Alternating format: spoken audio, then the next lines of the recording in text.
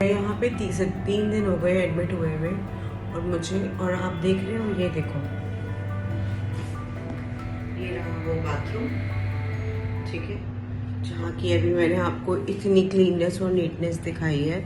इससे पहले भी यही हो रहा था कि मैं जिस रूम में थी वहाँ का सिस्टम ख़राब था पूरा, तो मेरे को यहाँ पे कहा, मैंने मुझे शिफ्ट करो दूसरे रूम में।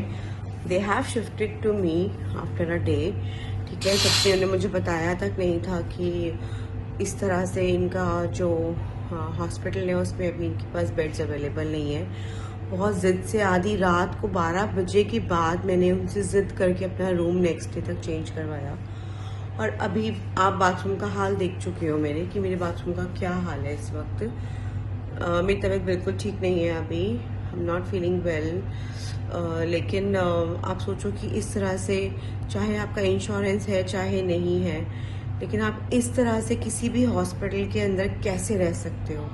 ऐसे तो कीड़े आप अपने बाथरूम में भी बर्दाश्त नहीं कर सकते, चाहे आप कितने अनहाइजीनिक तरीके से रहते होगे शायद, लेकिन नहीं।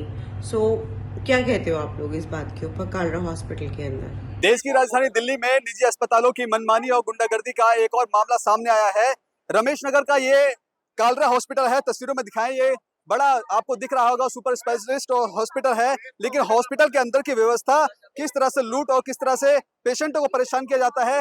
मामला ऐसा है कि यहाँ पे एक पेशेंट आते हैं, उनको एडमिट किया जाता है और डीलक्स रूम के पैसे उनसे चार्ज किए जाते हैं, लेकिन हालत कैसी थी, जो पेशेंट हमारे साथ मौजूद हैं वो खुद ही बताएंगे कि क्या कुछ इनके साथ वाकया हुआ था। आप यहाँ आए थे, क्या हुआ था आपको और क्यों आए थे अस्पताल में?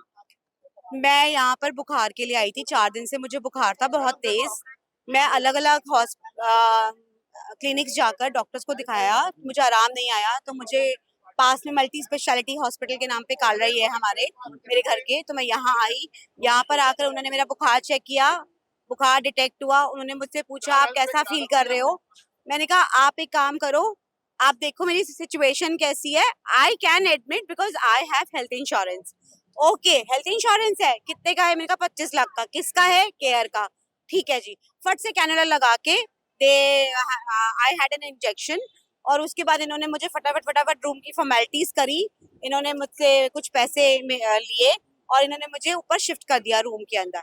रूम में एंट्री करने के 2 मिनट बाद मैं वॉशरूम गई। वॉशरूम में मेरा पैर फिसला तो देखा छत से पानी टपक रहा था। ये डीलक्स रूम था? ये deluxe room, super deluxe room, Okay. Super deluxe room था ये। और उसके अलावा एसी बंद था। रात के 12 बजे तक मैंने बर्दाश्त किया। उसके बाद इनको बोला मेरे को रूम चेंज करो, मेरे को नींद नहीं आ रही, मेरा दम घुट रहा है यहाँ पर। मेरे साथ मेरे अटेंडेंट जो थे उनको भी नींद नहीं आ रही थी। इन्होंने नहीं किया, मुझे फाइनली नीचे आके ओपीडी में बोलना पड़ा। ओपीडी में किसी ने मेरी बात नहीं सुनी। अगले दिन 2 बजे इन्होंने मुझे दूसरे रूम में शिफ्ट करा। दूसरे रूम में शिफ्ट करने के बाद मुझे जो देखने को मिला वो और भी नेक्स्ट लेवल था। सारे बाथरूम में लाइव कीड़े चल रहे थे, काले रंग के, बड़े बड़े बाल बिखरे हुए थे। कोई सफाई नहीं हुई थी कमरे में। मैंने इनको बोल के सफाई करवाई। आधे घंटे के बाद फिर कीड़े बाहर आ गए। उसके बाद इन्होंने, जिस दिन मेरा फाइनल डे था, उससे पहले 3 दिन तक ये बोलते रहे कि आपका क्लेम पास नहीं हुआ है, आपका सिविल खराब है। सिविल का क्लेम से कोई मतलब ही नहीं था। मतलब आप कैंसिल कर दिया और ये बोला कि सिविल नहीं है इसलिए आपको वो पास नहीं हो पाएगा? हाँ हाँ हाँ। मैं 3 दिन तक बड़े खौफ में रही कि मैं कहाँ से इतना पैसा भरूंगी। उसके बाद कितना बिल बनाया था? इन्होंने बिल बनाया मेरा 1,58,000, ये 5 दिन का आपका बिल था? जिसमें रूम रेंट 14,600, डॉक्टर की फीस थी वन टाइम विजिट 3,500, जो कि एक बार नहीं, दिन में 2 बार की लगा रखी थी, और एक दिन डॉक्टर नहीं आया था। उसके अलावा कुछ मेडिकल चीजें ऐसी थी जो मैंने इंजेक्शंस नहीं लिए थे, मुझे पता था, उनके बिल थे। नेबुलाइजेशन मैंने नहीं ली, उनका बिल था। मैंने इनको बोला हटाने के लिए, इन्होंने नहीं हटाया, बिकॉज दे सेड कि मैम अगर हम इतना बिल बना के नहीं देंगे तो इंश्योरेंस कंपनी हमें इसका आधा भी नहीं देगी, तो हमें ये बनाना पड़ता है। इनका जो इंश्योरेंस में भेजने के पैसे हैं और जो नॉर्मल में पैसे हैं, दोनों में बहुत फर्क है। ठीक है। टाइफाइड इन्होंने मुझे डिटेक्ट किया।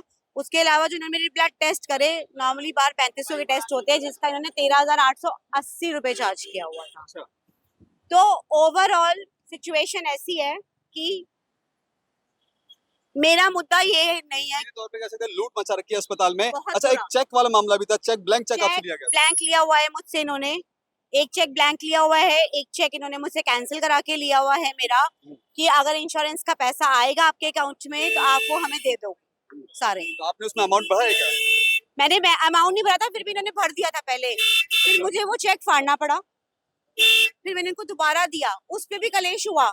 मैंने कहा मेरे बिना परमिशन के आपने मेरे चेक पे अमाउंट कैसे भरा, आप वो रिप्रेजेंट कर दोगे, आप तो मेरे अकाउंट से पैसे निकाल लोगे।